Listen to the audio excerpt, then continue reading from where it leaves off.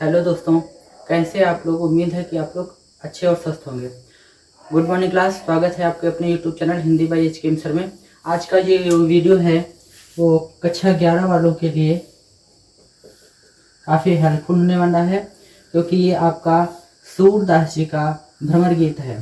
सूरदास जी का जो भ्रमर गीत है ये सूर सागर के, इनका एक महाकाव्य है सूरदास जी का। सूर सागर के गोपी उद्धव समास से लिया गया है, जिसमें गोपी और उद्धव के बीच में कुछ बात होती है, वही यहाँ पर वर्णित है। तो आइए स्टार्ट करते हैं। पहले ही छंद में, पहले ही पद में श्री कृष्ण जी अपने मित्र उद्धव जी से बातचीत करते हैं, अपने मन की विरह वेदना को दूर करने का प्रयास करते हैं, उनसे कुछ बात करते हैं। आइए समय वेस्ट न करते हुए आपको हम अर्थ की ओर ले चलते हैं। लेकिन जब तक कविता का गायन ना किया जाए तब तक उसका वास्तविक अर्थ निकल करके नहीं आता है। तो आइए देखते हैं। उद्धव मोहि ब्रज बिसरत नाही, उद्धव मोहि ब्रज बिसरत नाही।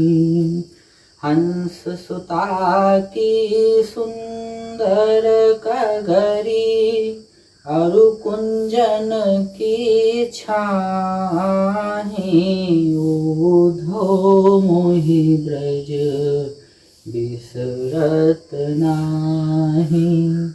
वै सुरभि वै बच्चा दोहिनी, खरिक दुहावन जाही। उद्धव मोहि ब्रज बिसरत नाही। ग्वाल बाल मिल करत कुलाहल, नाचत गहि गहि बाही। यह मथुरा कंचन की नगरी, मणि मुक्ता हल जाही। जब ही सुरति आवति वा सुख की, जिय उमगत तन नाही। अनगन भांति करी बहुलीला, जसुदानंद निबाही। सूरदास प्रभु रहे मौन होय, यह कही कही पछताही। उद्धव मोहि ब्रज बिसरत नाही। आइए इसका अर्थ जाने। भाषा कौन सी है? ब्रज भाषा है। मथुरा में श्री कृष्ण जी उद्धव से कहते हैं, हे उद्धव, मुझसे, मोहि, मोहि का मतलब मुझसे, ब्रज, ब्रज का मतलब होता है गोकुल, मुझसे गोकुल भुलाया नहीं जा रहा है। हंस सुता, हंस का मतलब होता है सूर्य, और सुता का मतलब होता है पुत्री। सूर्य की पुत्री कौन? यमुना। सूर्य की पुत्री कौन? यमुना।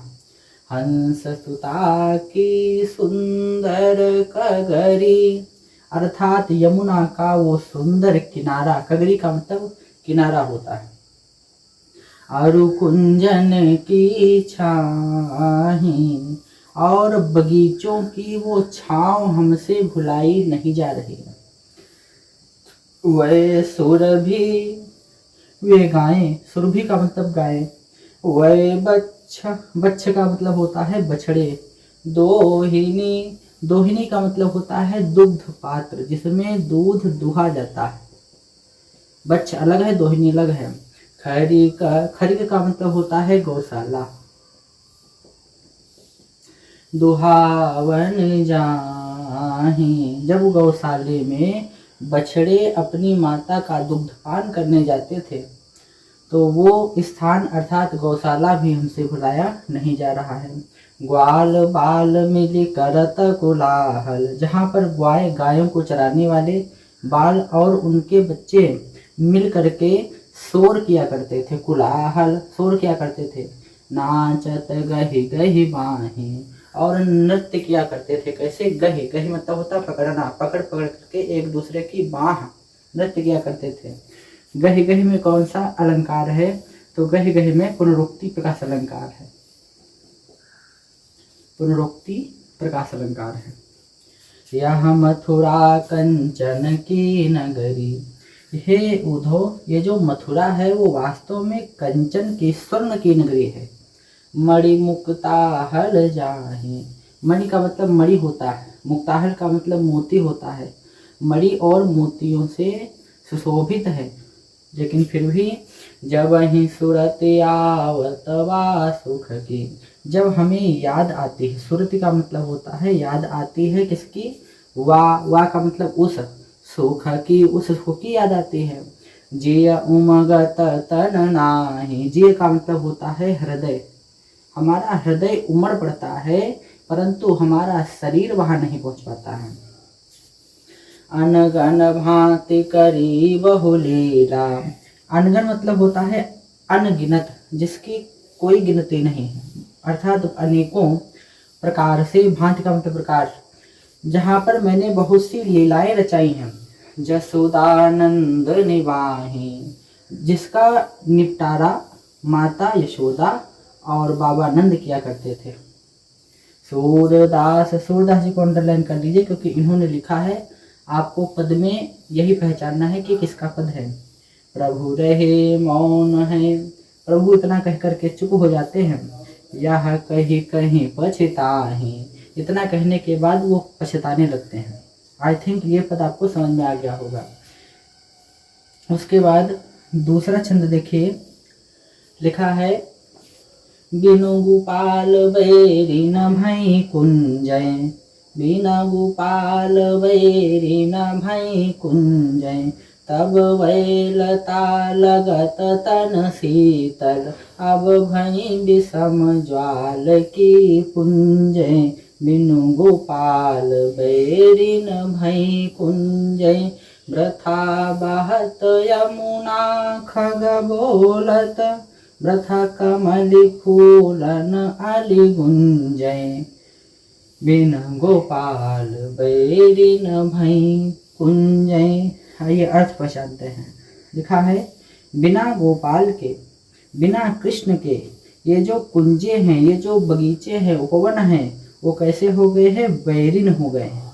बैरिन का मतलब होता है शत्रु, अब शत्रुनी हो गई हैं।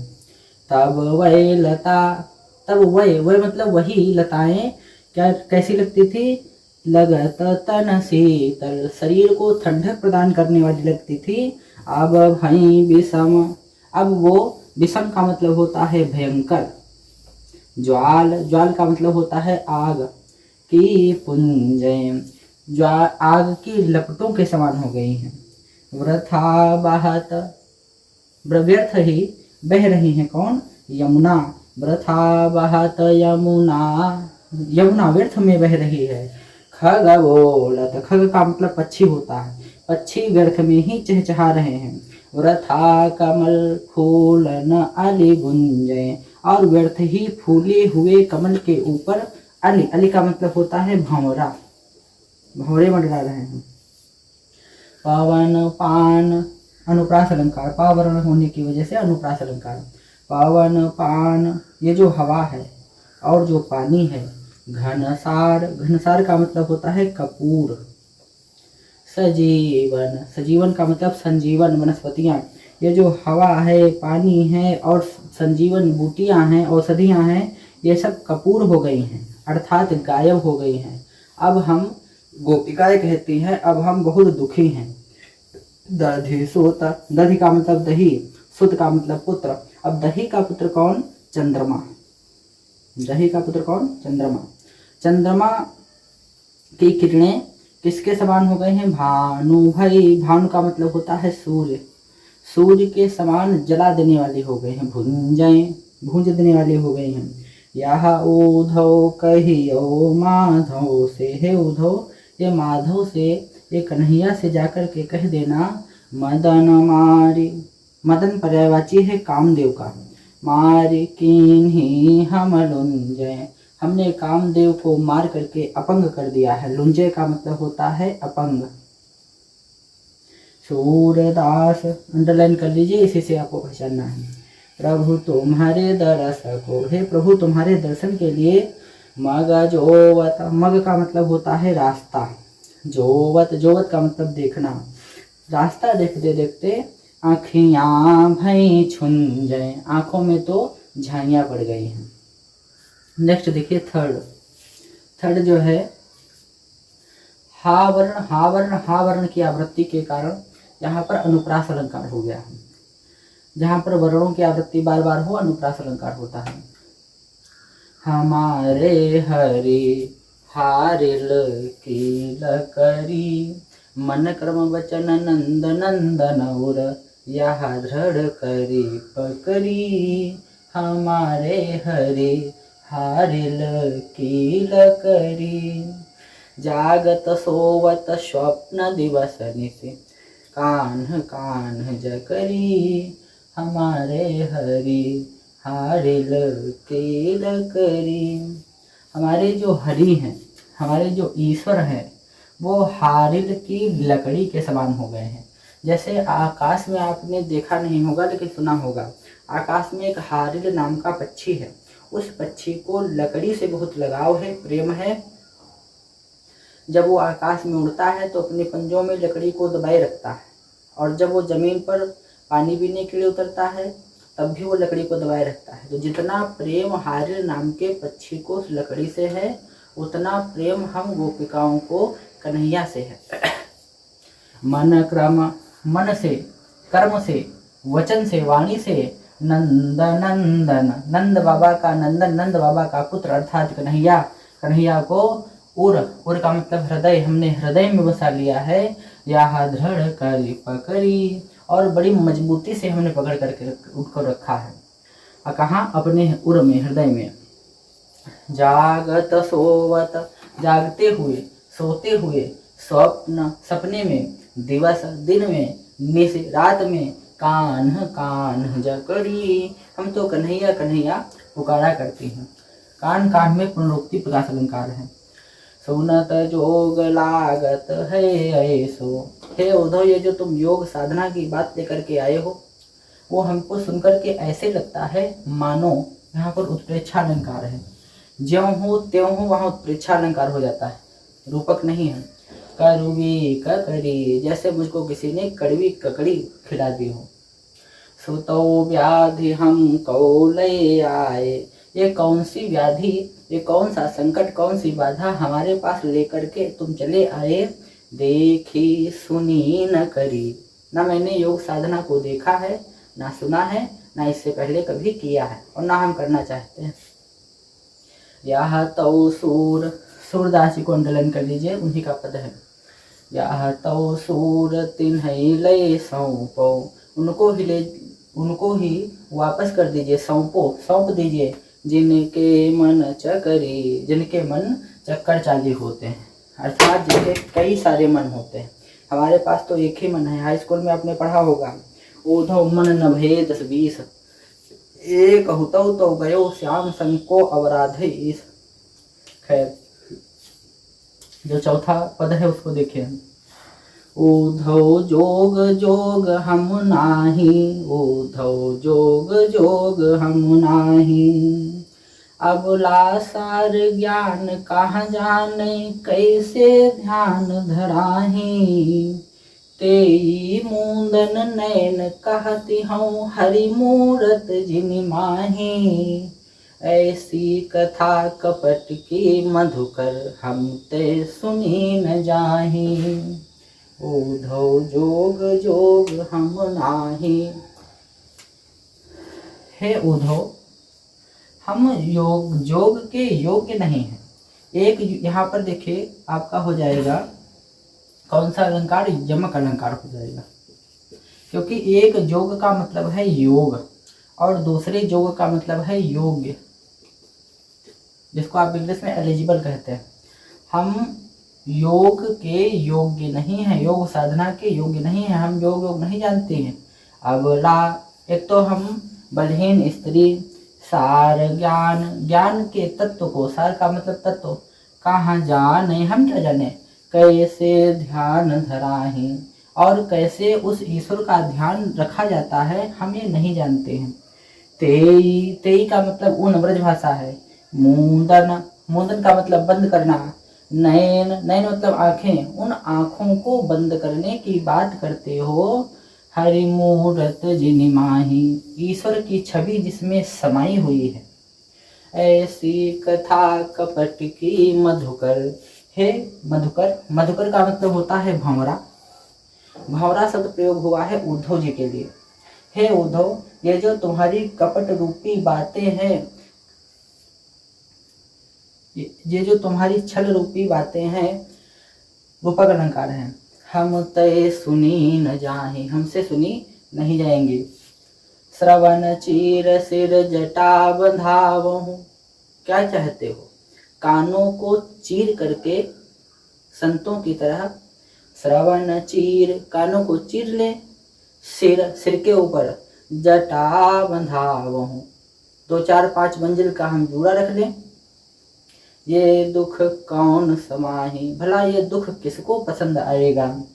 चंदन तज अंग भस्म बतावत, अब तक हम गोपिकाएं चंदन शरीर पर धारण किया करते थे, और चंदन आपको पता है ठंडा होता है। चंदन को छोड़ करके, तज, तज का मतलब छोड़ करके, अंग, अंग मतलब शरीर पर, भस्म बतावत, ऋषि मुनियों की तरह शरीर पर हम भस्म धारण कर लें। विरह अनल अति दाही, विरह का मतलब होता है वियोग, विछड़न, अनल का मतलब होता है अग्नि, अति का मतलब अत्यंत, और दाही का मतलब दहन अर्थात जलना। एक तो हम पहले से विरह की आग में जल रही हैं, ऊपर से तुम कह रहे हो कि शरीर पर भस्म लगा लो चंदन को छोड़ करके, हमसे नहीं होगा। जोगी भ्रमत जाहि लगी भूले, जैसे कोई योगी भ्रमत, भ्रमण करते हैं इधर उधर, जाहि लगी भूले, जिसको भूल करके ईश्वर को प्राप्त करने के लिए, सो तो है अपमाही, वो तो स्वयं में है। अप का मतलब आप, स्वयं में है, ईश्वर तो स्वयं में है। सोर श्याम तय न्यारी न पलछिन, सूरदास जी ने लिखा है इसलिए उनका जो है आया है।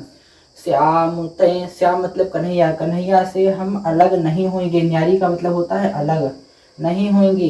पलछिन, एक पल भी नहीं, एक क्षण भी नहीं।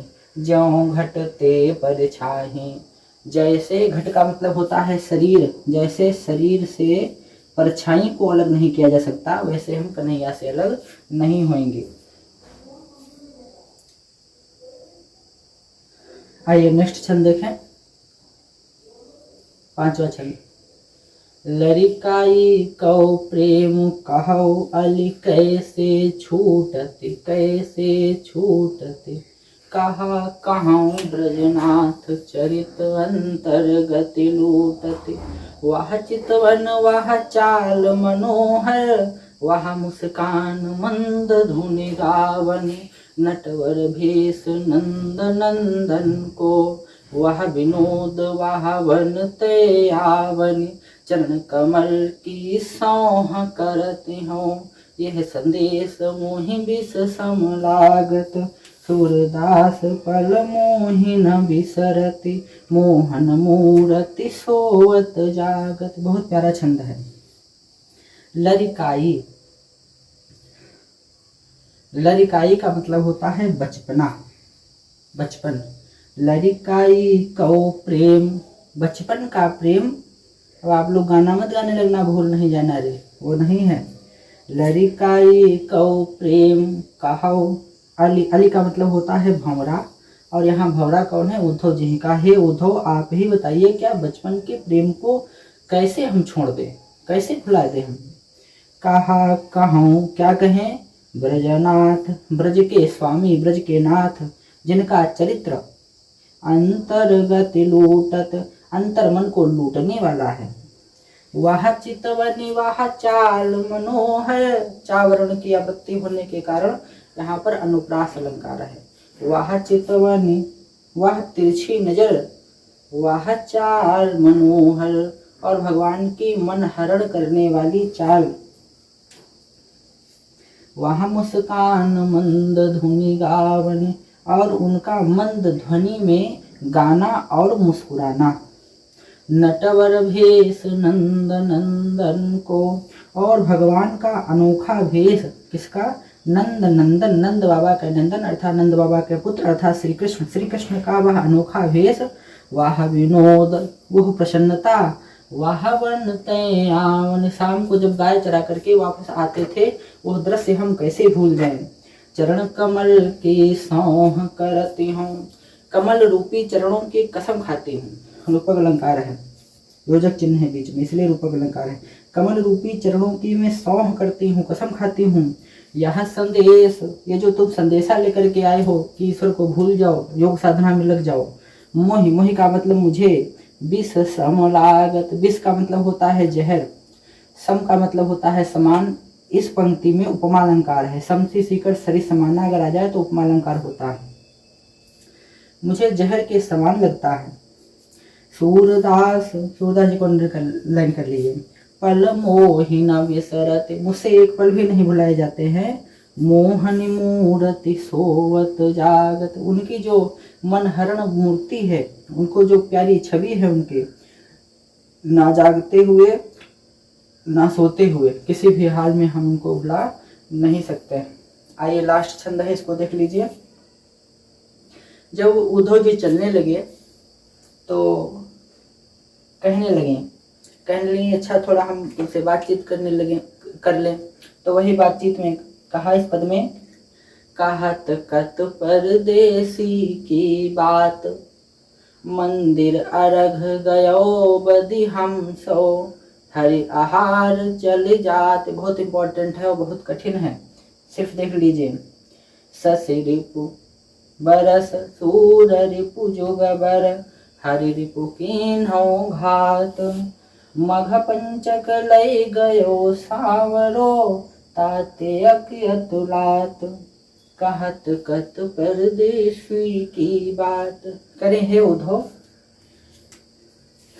किस परदेसी की बात कर रहे हो? वो जो मथुरा चला गया वापस नहीं आया।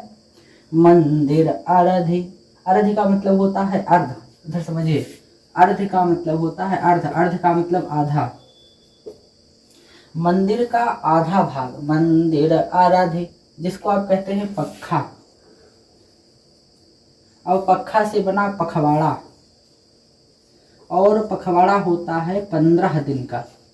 फिर समझिए, मंदिर आराधि, ये जो मंदिर का आधा हिस्सा है जिसको पक्खा कहते हैं, पक्खा से पखवाड़ा बना, पखवाड़ा 15 दिन का होता है। गयो बदि हम सो, 15 दिन का समय लेकर के गए थे। हरि आहार चल जात, और हरि, हरि का मतलब होता है, हरि का मतलब होता है शेर, और शेर का आहार अर्थात शेर का भोजन। शेर का भोजन क्या होता है? मांस।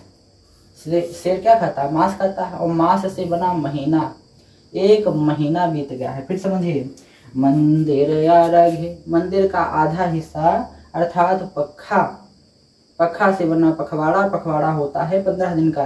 15 दिन की समया अवधि लेकर के गए थे। हरि आहार, हरि का मतलब शेर, आहार का मतलब भोजन। शेर का भोजन क्या होता है? मांस, मांस से बना मांस, मांस से बना मांस, मांस से बना महीना, एक महीना बीत गया है लेकिन सांवरा नहीं आया। शशि रिपु बरस, शशि का मतलब चंद्रमा, शशि का मतलब चंद्रमा, रिपु का मतलब दुश्मन। अब चंद्रमा का दुश्मन कौन? चंद्रमा का दुश्मन है दिन। दिन में देखिए चंद्रमा का प्रकाश नहीं होता, तो दिन कैसे हो गए हैं? वर्ष, कई साल के बराबर हो गए, कई वर्षों के बराबर हो गए हैं। शशि रूप, जो चंद्रमा का दुश्मन है दिन, दिन कई साल के बराबर हो गया है। सूर्य रिपु जोगबर, और जो सूर्य, सूर्य का रिपु का मतलब दुश्मन, शत्रु। सूर्य का दुश्मन कौन? रात। तो जो रातें हैं कई युगों के बराबर हो गई हैं। हर रिपु कीन हो घात, घात। हरि, हरि का मतलब होता है, हरि रिपु कीन हो घात, हरि का मतलब होता है शंकर। अब शंकर भगवान का दुश्मन कौन? शंकर भगवान का दुश्मन है कामदेव। कामदेव ने भी मुझ पर आघात किया है, कीन हो घात, मुझ पर आघात किया है, मुझे चोटिल किया है, धोखा दिया है। मघ पंचक लय गयो सांवरो, मघा नक्षत्र के बाद का 5वां नक्षत्र कौन सा नक्षत्र होता है? चित्रा नक्षत्र होता है। मघा नक्षत्र के बाद का 5वां नक्षत्र चित्रा नक्षत्र होता है। चित्रा से बना चित्त, और चित्त से बना हृदय, हृदय से बना मन। ये जो हमारा हृदय है, ये जो मन है, ले गयो सांवरो, कन्हैया लेकर के चला गया है। ताते अति अकुलात, ताते मतलब जिससे, अति मतलब अत्यंत, अकुलात का मतलब है परेशान हो गई हैं। अब उद्धव जी को गणित पढ़ा रहे हैं। उद्धव जी को अपने ऊपर बहुत बड़ा घमंड था कि हम जो बोल देते हैं वो लोग, हमारे पास ज्ञान का असीमित भंडार है, लोगों को मानना ही पड़ता है। शायद यही कारण रहा कि श्री कृष्ण ने उद्धव जी को वहाँ गोकुल भेजा। नखत वेद ग्राह जोरी अर्ध कर, कहा नक्षत्र। अब नक्षत्र कितने हैं? नक्षत्र हैं 27। नखत वेद, वेद कितने हैं? वेद हैं 4। ग्रह, ग्रह कितने हैं? 9। नखत वेद ग्रह जोड़, इनको जोड़ करके 7 4 11, 11 9 20 का 0 हासिल 2 2 2 4। फिर से समझिए, नखत, नखत कितने हैं? नक्षत्र कितने हैं? 27। वेद कितने हैं? 4। ग्रह कितने हैं? 9। सबको जोड़ करके नखत वेद ग्रह जोड़ अर्ध करी, इनको आधा करिए, कितना आया? 20 2 दूनी 4। सोई बनी अब खात, विष का मतलब है विष, और विष का मतलब होता है जहर। सोई बनी अब खात, ऐसे नहीं सूरदास जी को वात्सल्य सम्राट कहा गया। आंखें ना होते हुए भी प्रेम का बहुत मार्मिक चित्रण किया है। हमको अब जहर खाते हुए बनता है। सूरदास बस भई विरह के, सूरदास जी लिखते हैं और कहती हैं गोपिकाएं, हम तो वियोग के वशीभूत हो गई हैं। कर्मी जय पछतात, कर का मतलब हाथ, हाथ मलते हुए हम बस पछता रहे हैं। आई थिंक ये आपको जो है भ्रमर गीत बहुत अच्छे से समझ में आया होगा। 1 2 बार वीडियो देखिए, आपको समझ में आ जाएगा। Okay, thank you class.